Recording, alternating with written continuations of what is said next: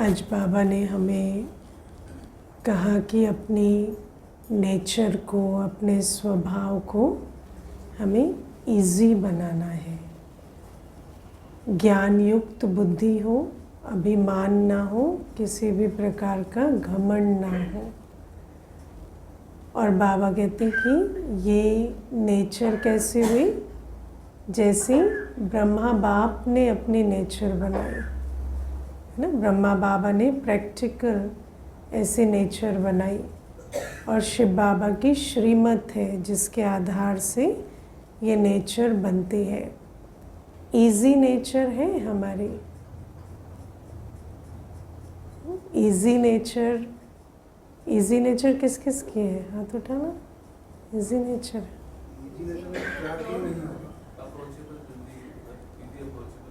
Easily approachable अलग है। Easy nature कौन कौन समझते हैं मेरी इजी नेचर? इजी नेचर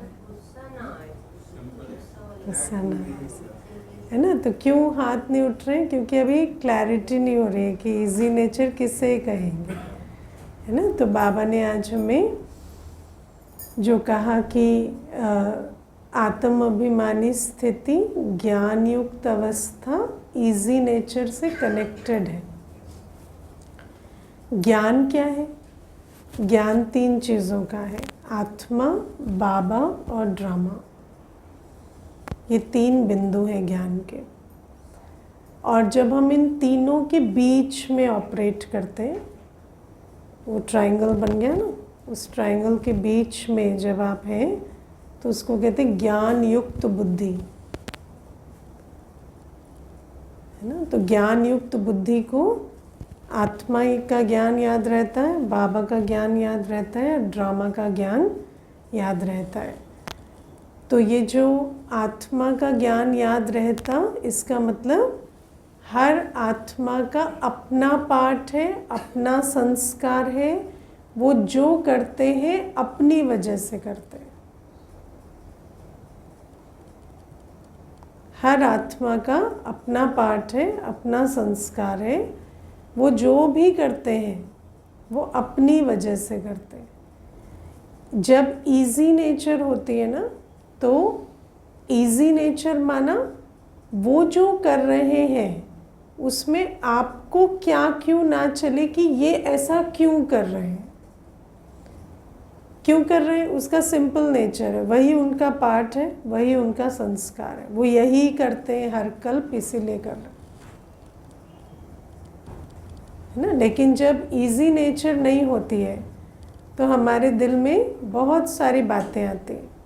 ऐसा क्यों कर रहे हैं, वैसा क्यों कर रहे हैं, क्या मेरी वजह से कर रहे हैं, क्या मैंने कुछ ऐसा कर दिया जो कर रहे हैं, क्या मैं कुछ ऐसा करूं जो ये ऐसा ना करें। तो ये सारी इजी नेचर के विरुद्ध बातें हैं। जो भी कुछ कर रहा है वो अपनी वजह से कर रहा है, वही उसका पार्ट है, वही उसका संस्कार है। तो इजी नेचर माना टोटल एक्सेप्टेंस कि जो जैसा है, जो कर रहा है, उससे मुझे कोई संकल्प नहीं चल रहा है। आपको किसी की वाणी सुनकर, किसी के कर्म देखकर, किसी की कोई भी चीज़ देखकर, पर्सनालिटी देखकर, संस्कार देखकर अगर संकल्प चलते हैं, थॉट चलती है, क्या क्यों, ये इजी नेचर में होते, है ना। इजी नेचर वाले का थॉट क्या होता है? मेरी तरफ से पूरी छुट्टी है, आपको जो करना है करो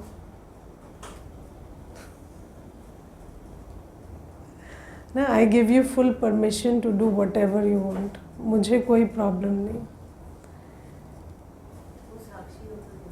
हाँ, उसको कोई प्रॉब्लम नहीं, वो अपना पार्ट बजाता है ना। मानो उसको कोई डायरेक्शन भी देने, वो डायरेक्शन देगा, लेकिन उसने वो सुना या नहीं, माना या नहीं, वो उसकी टेंशन उसको नहीं होगी।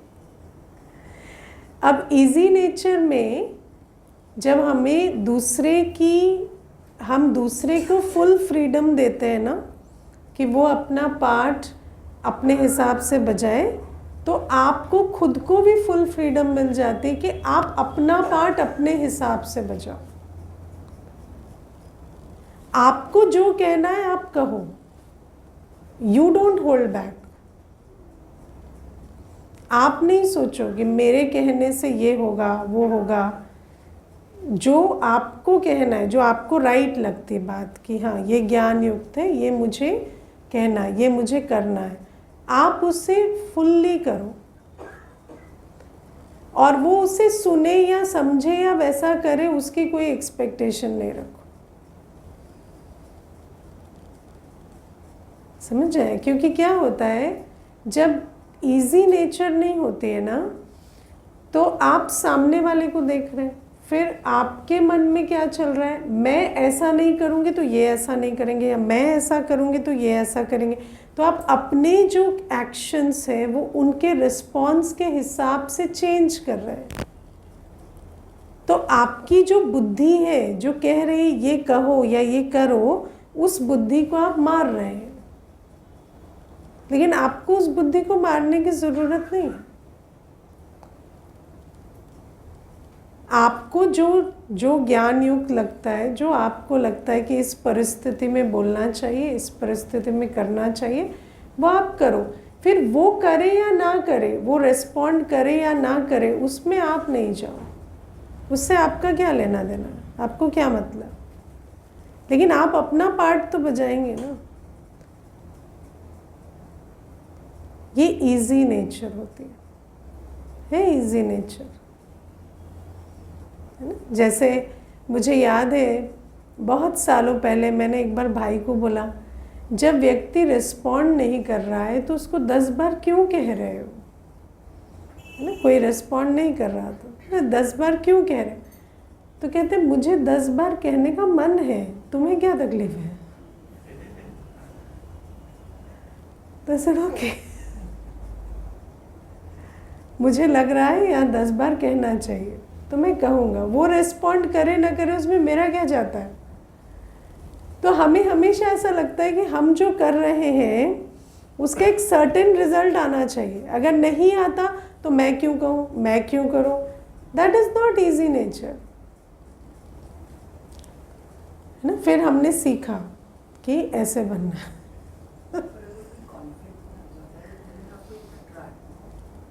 नहीं, वो कॉन्फ्लिक्ट में आ रहा है तो आप देखो, आपको समझना है कि जो एनर्जी है आपकी जो उससे टकरा रही, जो आपको अपने अंदर करेक्शन करना है, जो आपको लगता है कि ये मेरे बोल जो है ये राइट नहीं है, वो आप अपने यार्डस्टिक के अकॉर्डिंगली, जो आपको बाबा ने हमें जो श्रीमत दी है उस हिसाब से हम उसको करेक्ट करेंगे, उसके रेस्पॉन्स की वजह से नहीं ना। मुझे कितना क्या कैसे कहना है, कैसे बिहेव करना है, वो मुझे श्रीमत बताएगी, किसी का बिहेवियर नहीं, किसी का रेस्पॉन्स नहीं। इसको कहते हैं इजी नेचर। इजी नेचर ज्ञान युक्त बुद्धि से आती है।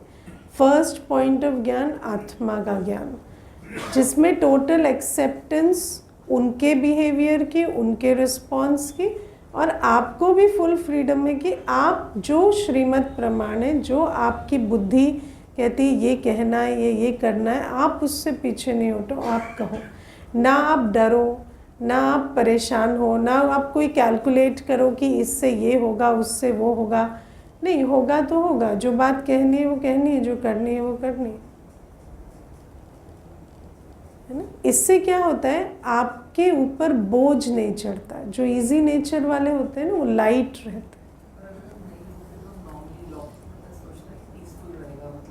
रहता है पीसफुल। जिस इंटेंशन से आप कर रहे हो, हुआ क्या आज तक, जब हुआ ही नहीं। आपको पता है इंसैनिटी की डेफिनेशन क्या है मेडिकल साइंस में।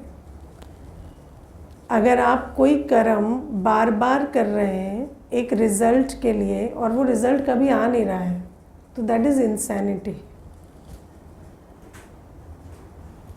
तो हम बार बार, है ना, ये इससे पीस बनेगी, इससे रिलेशनशिप ठीक हो जाएगा, इससे, पर वो कभी हुआ नहीं। तो क्यों कर रहे हैं हम वो, चेंज करके क्यों नहीं देखते। At least you could be peaceful. तो ये पहली चीज़। दूसरा, बाबा का ज्ञान। बाबा मेरे साथ है, मैं कभी भी अकेले कुछ ना करूं। जब मैं अकेली हो जाती हूँ तो मैंपन आता है। जहाँ मैंपन है वहाँ इजी नेचर नहीं होगी, वहाँ छोटा सा काम होगा और बहुत विचार चलेंगे, मुझे करना है, कैसे करेंगे, ये हो गया तो वो हो गया तो जो इतने सारे सेल्फ डाउट, फियर, सब तरह के विचार आते हैं, वो इजी नेचर क्यों नहीं बनते? कि बाबा हमें कहते हैं इजी नेचर कितना अच्छा, प्लान किया फिर एग्जीक्यूट किया, प्लेन बुद्धि बन गया, है ना। तो वो कब होगी? जब बाबा को साथ रखेंगे। प्लानिंग के समय भी बाबा को साथ रखेंगे, कोई एक्स्ट्रा नहीं। मुझे क्या मोटिवेट कर रहा है? मुझे कोई लोभ, मोह, देहाभिमान, किसी विकार के इन्फ्लुएंस में कोई डिसीजन नहीं लेना। मैं कोई भी कर्म कर रहा हूँ तो मुझे कर्म योगी होकर बाबा की याद में करना है। फिर बाबा को साथ रख कर किया और फिर उसे छोड़ दिया कि उसका जो भी अब फल निकलेगा, जैसे मैंने बाबा को साथ रख कर किया, ऐसे बाबा को वो फल भी सौंप देंगे, है ना। बाबा बहुत अच्छे हमने शुरू में ये बहुत अच्छा एक एनालॉजी समझी थी कि जैसे हाथी होता है ना, उसके ऊपर महावत बैठा होता है, तो उसकी सूंड में जो भी आएगा, कुछ अच्छा या कुछ बुरा, वो महावत को दे देगा। उसका काम है उसको बिठा के चलते रहना। तो हमें वो बन जाना है ना। अच्छा, आप बाबा को साथ रखकर श्रीमद् प्रमाण कर्म करो। बाकी जो भी आया, उससे प्रशंसा आई, निंदा आई, लाभ आया, हानि आई, वो बाबा को दे दो, ठीक है ना। क्योंकि हमें तो अपनी जीवन बाबा के साथ जीनी है ना, या लाभ हानि, निंदा, मान अपमान से जीनी। फर्क पड़ता है मान अपमान से।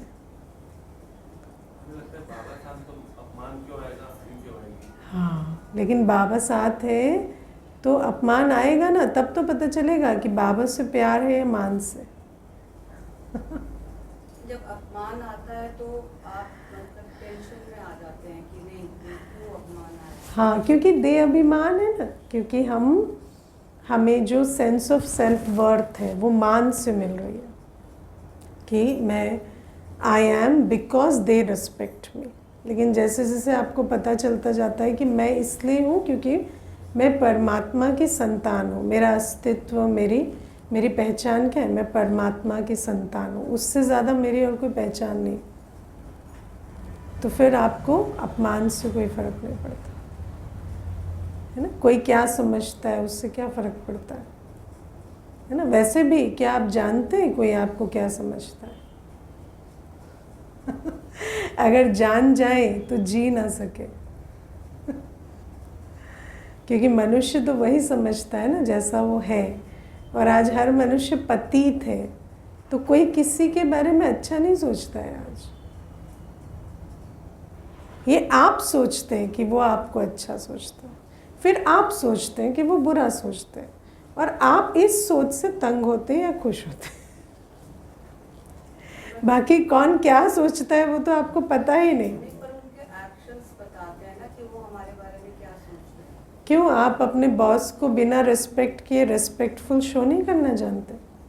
वो ऑफिस है, वो एक ऑफिस है। कहीं पर भी जहाँ हमारा स्वार्थ होता है, हर संबंध में स्वार्थ होता है। जहाँ स्वार्थ होता है वहाँ हम रिस्पेक्टफुल शो करते हैं। कोई आपको रिस्पेक्ट दिखा रहा है इसका मतलब वो रिस्पेक्ट कर रहा है, ऐसा नहीं है। और कई बार व्यक्ति, उसके एक्शंस ऐसे नहीं होते कि आपको रिस्पेक्टेड फील हो, लेकिन वो रिस्पेक्ट करता है, वो उतने संस्कार से मजबूर हो सकता है। तो ये सारी चीज़ें धीरे धीरे सिंक इन करेंगे। तो बाबा हमें कहते हैं कि ये जो देह अभिमान है ये हमें मैंपन में लेकर आता है, और हमें बाबा के साथ कार्य करना, बाबा के साथ उस फल को बाबा को सरेंडर करके रखना है, बस। फिर ड्रामा का ज्ञान। ड्रामा कल्याणकारी है ना? लेकिन क्या हम ड्रामा के कल्याण को समझते हैं, या कोई सीन जब ड्रामा की आती है तो हम इसमें चले जाते हैं ये कहाँ से आई या किसने किया, या ब्लेम में चले जाते हैं कि ये परिस्थिति किसके कारण आई। आप कारण में जाते हैं या निवारण में जाते हैं? ड्रामा के साथ हमारा संबंध क्या है? कोई भी सीन आई, आप उसके ऊपर रिस्पॉन्ड करो और जाने दो। वो कहाँ से आई, क्यों आई, कैसे आई, वो इसलिए आई क्योंकि हर कल पैसे आती है, बस। अगर हम ऐसे नहीं करते तो ऐसे नहीं होता, वैसे नहीं करते वैसे, आप कुछ भी करते ऐसा ही होता, क्योंकि ये ड्रामा बना बनाया है।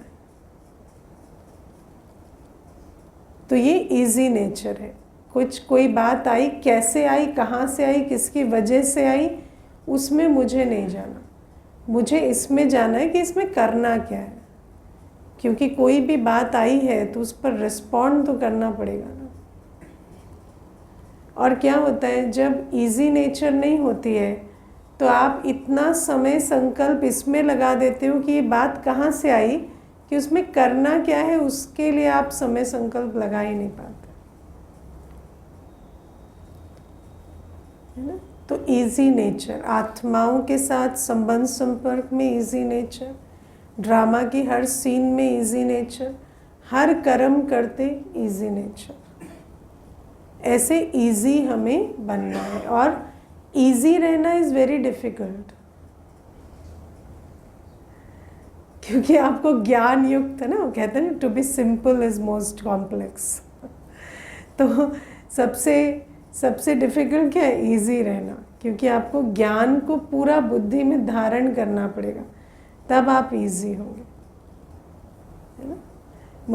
मैंने देखा, एक बहन थी, तो जैसे कोई उससे बात पूछी, ये बात क्यों हो गई, है ना, तो उसने एक्सप्लेनेशन दे दिया।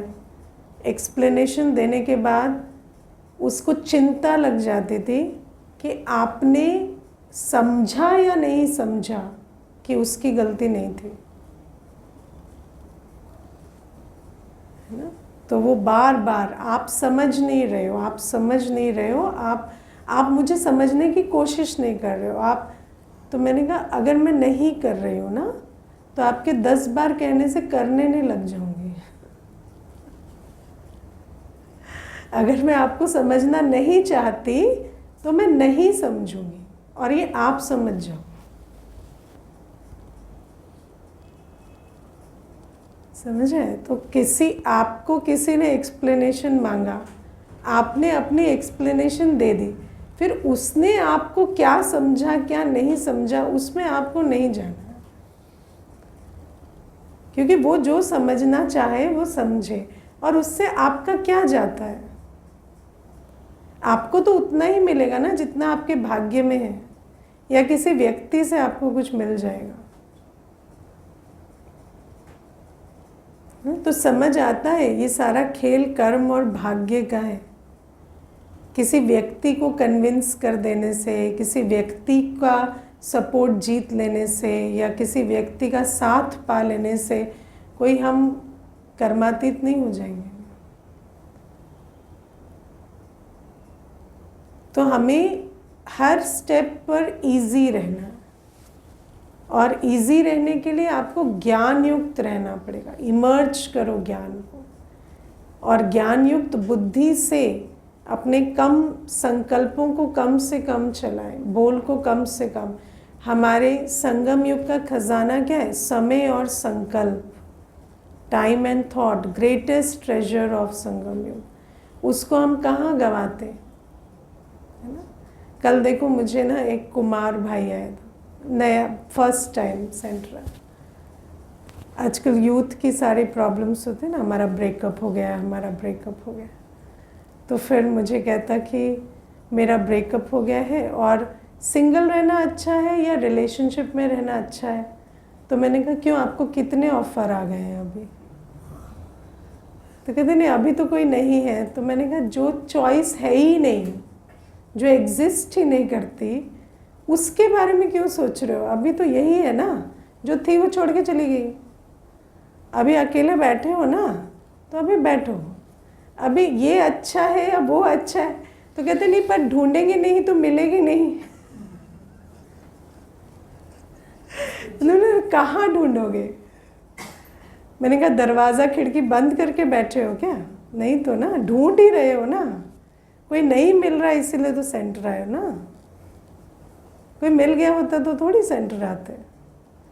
तो अभी स्टेटस क्या है आपका? आप सिंगल हो, आपको कोई मिल नहीं रहा है, अभी आप शांत बैठो। It is what it is.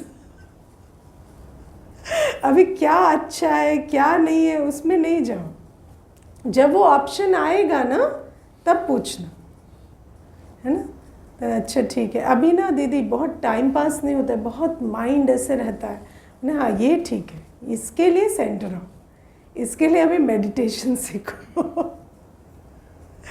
तो ये जो हमारा जो इजी नेचर नहीं है ना, तो जो ऑप्शन एग्जिस्ट नहीं करता उसके पीछे पड़े हुए, है ना? ये ऐसे होते तो बहुत अच्छा होता, वो नहीं है वैसे, है ना? तो आत्मा जैसी है वैसी है, ड्रामा जैसा है वैसा है। मेरे पास एक बाबा है, मैं उसे फुल्ली यूज़ कर रही हूँ या नहीं, वो चेक करके अपनी नेचर को इजी बनाओ, है ना? तो बाबा हमें कहते हैं ज्ञान युक्त बुद्धि न दे अभिमान। दे अभिमान से क्या होता है? बहुत थॉट्स चलते हैं, है ना? जब ईगो हर्ट हो जाती है तो और इजी नेचर नहीं रहते, है ना? ओवर थिंकिंग इजी नेचर का विपरीत है। जहाँ इजी नेचर होगी वहाँ कभी ओवर थिंकिंग नहीं होगी। इजी नेचर माना फुल स्टॉप, हर सिचुएशन में। दे अभिमान नहीं, क्या क्यों, है ना? वो मेरे से ऐसे क्यों बात किए, है ना? फिर बहुत ह्यूमिलिटी से कहेंगे आपने क्यों कहा, डिस्कशन करते हैं, बैठते हैं, बात करते, समझते हैं। क्यों समझना है आपको? आपको जो ईगो हर्ट हुई पहले उसे शांत करो, है ना? अब उस डिस्कशन में और 3 बातें कर देंगे, फिर क्या, है ना? तो इसीलिए हमें ईगो में, घमंड में नहीं रहना है ना? मुझे कोई क्यों कहे, नहीं, किसी का कुछ, आज कोई भी आपको कुछ भी कह सकता है ना? मुझे एक बार एक पुलिस वाला भाई आते थे, तो बहुत अच्छी उन्होंने मुझे बात कही। तो कुछ ऐसे ही बात चल रही थी, इसने उसको ऐसे कह दिया वैसे कह दिया। तो मुझे कहते दीदी आजकल ना आप कोई किसी के अगेंस्ट कुछ भी लिख के भी दे सकता है।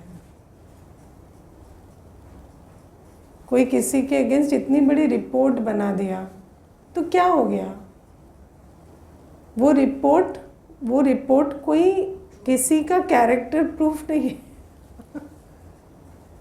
तो कहना तो छोड़ो, कोई आपके अगेंस्ट लिख के भी दे देना तो उससे भी कुछ नहीं होता। तो बाबा हमें कहते हैं इतनी इजी नेचर बनाओ कि किसी ने कुछ कह दिया, किसी ने कुछ कर दिया तो उससे मेरा अपमान हो गया, उससे मेरा ऐसा हो गया, उसको वैसे इंटरप्रेट नहीं करो ना कि आपकी लाइफ डिफ़िकल्ट हो जाए। हर आत्मा अपने संस्कार के हिसाब से आजकल कुछ भी कह सकती है, कुछ भी कर सकती है। वो तो किनारा देखो, जिनसे हम किनारा कर सकते हैं उनसे तो कर ही चुके हैं ना। अभी हम किन की बात कर रहे हैं? हाँ, जो जिनसे किनारा नहीं किया जा सकता, हम सिर्फ उन्हीं को झेल रहे हैं। हम उनको नहीं झेल रहे हैं जिनसे हम किनारा कर सकते हैं, वो हम ऑलरेडी कर चुके हैं, है ना? तो जितना ये ज्ञान है ना, ये कहाँ अप्लाई हो रहा है? जहाँ आप किनारा नहीं कर सकते, वो स्कोप नहीं है। तो ऐसे इजी नेचर, कोई घमंड नहीं, कोई अभिमान नहीं, है ना? कोई कुछ भी कर सकता है, कुछ भी कह सकता है, आप स्वमान में रहो। ऐसे तो आप फीलिंग में आना चाहो तो एक दिन में 20 कारण मिलेंगे। तो क्या हर कोई कुछ भी कहता रहे और हम फीलिंग में आते रहें क्या? है ना? ज्ञान युक्त बुद्धि से इजी नेचर बनाना। और जो इजी नेचर वाले होते हैं ना, वही सेवा कर सकते हैं, वही कुछ पुरुषार्थ कर सकते हैं, वही बाबा को याद कर सकते हैं। क्योंकि वरना जो बुद्धि, जो मन उलझा रहेगा, क्या क्यों सारे दिन चलता रहेगा, फुल स्टॉप लगेगी नहीं, तो याद कैसे होगी बाबा की? वो मन बुद्धि तो किसी काम का नहीं है ना।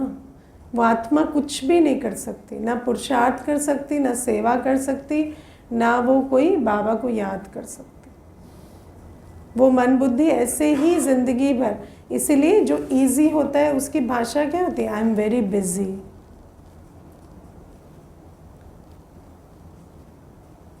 जो इजी नहीं है वो क्या होता है? बिजी। है ना? जो इजी का ऑपोजिट है बिजी। तो कहाँ बिजी हो? व्यर्थ में, विस्तार में, अपने ही संकल्पों में। वरना दुनिया में इतना काम है ही नहीं जितना लोग बिजी हैं।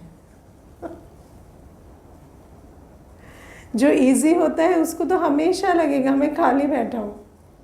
कितना भी कर लेगा ना, याद भी कर लिया, सेवा भी कर लिया, नौकरी चाकरी भी कर लिया, फिर भी उसको क्या लगेगा? खाली बैठा हूँ। फीलिंग अंदर से, एक्सपीरियंस ऐसा होगा कुछ है ही नहीं करने को, लाइट रहेगा। और जो बिजी बिजी बिजी सारे दिन कहते हैं ना, वो इजी नहीं है इसलिए बिजी। ठीक है? तो इजी नहीं है तो इजी बनना है, बाप समान इजी बनना है। ब्रह्मा बाबा को देखो, कितने बड़े यज्ञ की जिम्मेवारी उठाते हुए क्या बन गया? कर्मातीत। इतना सोचो, याद का चार्ट ब्रह्मा बाबा का कैसा रहा कि इतनी जिम्मेवारी उठाते हुए ब्रह्मा बाबा कर्मातीत बन गए। तो ऐसा कैसे बने? इजी रहे इसलिए, है ना? वरना हम में से कोई इतना काम तो नहीं कर रहा ना जितना ब्रह्मा बाबा को था। ठीक है? फिर बाबा आज में कहते हैं, जो बच्चे अपना सच्चा सच्चा चार्ट बाबा को देते हैं, बाबा उनको राय देते हैं। है ना? कई बार मनुष्य अपना प्रश्न लेकर आता है और यूजुअली जब कहा जाता है कि आप याद करो बाबा को, है ना, तो कहेंगे हमारा योग नहीं लगता, या हमारा याद का चार्ट ठीक नहीं है, या हमें टाइम नहीं मिलता। लेकिन आपको टाइम नहीं मिलता या आपको टाइम कैसे मिलेगा, वो कोई राय कैसे दे जब तक आप उनको बताओ ना कि हम 24 घंटे में करते क्या है। तो बाबा कहते हैं, जो बच्चे अपना पूरा चार्ट बताते हैं, हम इतने बजे से इतने बजे ये करते हैं, ये करते हैं, ये करते हैं, उनको जाकर राय दी जाती कि अच्छा आप इस समय से इस समय ये नहीं करके याद कर लो बाबा को, है ना। लेकिन जो याद नहीं करते वो सच्चा चार्ट नहीं देते, क्योंकि उनको पता है क्या हम वो कर रहे हैं जो हमें नहीं करना चाहिए, इसीलिए तो हमें याद करने की फुर्सत नहीं है। समझ है? तो मुझे एक बहन कहती थी, नई आई थी, कोर्स किया, तो मुझे कहती मैं बहुत योग में बैठती हूँ लेकिन मेरा ना योग नहीं लगता। तो मैंने कहा कितने बजे से कितने बजे? मैं 4 बजे उठ जाती हूँ, 4 से 6 बजे तक बैठती हूँ, मेरा योग बिल्कुल नहीं लगता। अच्छा ठीक है, तो आप शाम को थोड़ा योग किया करो, शाम को सोने से पहले योग किया करो, तो वो जो बल है वो आपको सुबह भी योग में हेल्प करेगा।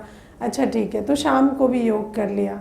अब फिर आए, फिर बोले कि शाम को भी योग किया, फिर भी शाम को भी योग नहीं लगा, सुबह भी योग नहीं लगा। फिर मुझे आया बाकी दिन क्या किया? मैंने कहा बाकी दिन क्या किया आपने? 4 से 6 योग किया, शाम को 9 से 10 योग किया, बाकी दिन क्या किया? नेटफ्लिक्स देखा सारे दिन। हाँ सारे दिन। तो कैसे लगेगा आपका योग? तो मैंने कहा ऐसे नहीं लग सकता। तो कहते ऐसे नहीं लगेगा, फिर ये बंद करना पड़ेगा। हाँ इसको बंद करना पड़ेगा, मैं तो नहीं जी सकती ऐसे, मेरे को कोई काम नहीं है ना सारे दिन। तो जो सारे दिन का चार्ट नहीं देगा उसकी तो बीमारी ही नहीं पता चलती कि वो ऐसा क्या कर रहा है जो उसका योग नहीं लग रहा।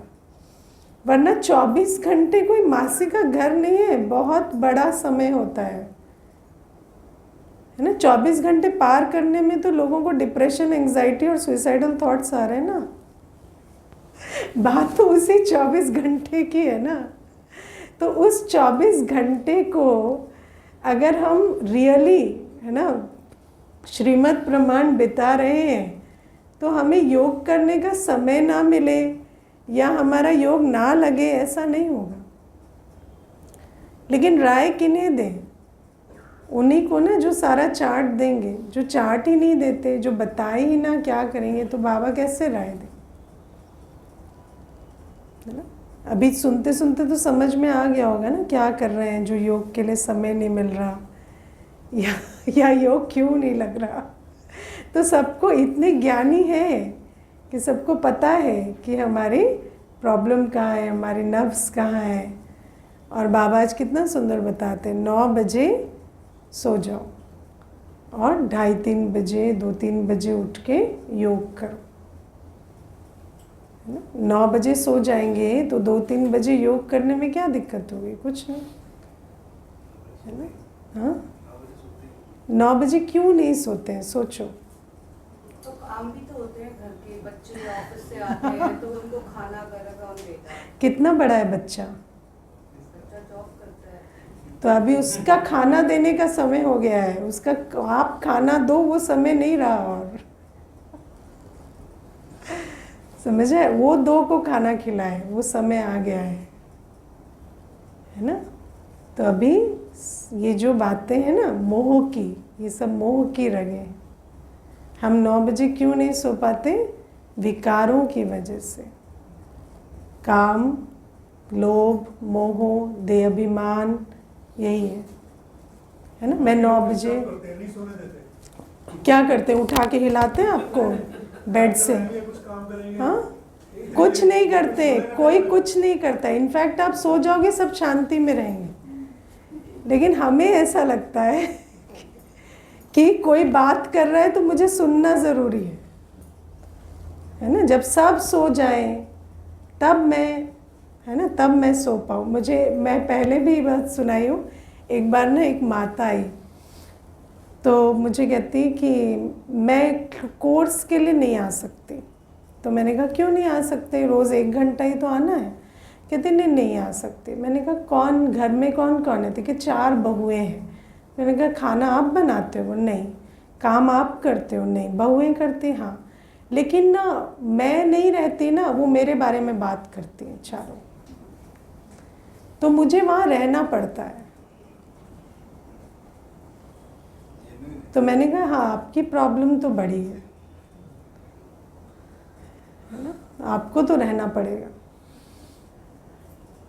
तो ये सब क्या है? हर कोई 9 बजे सो सकता है।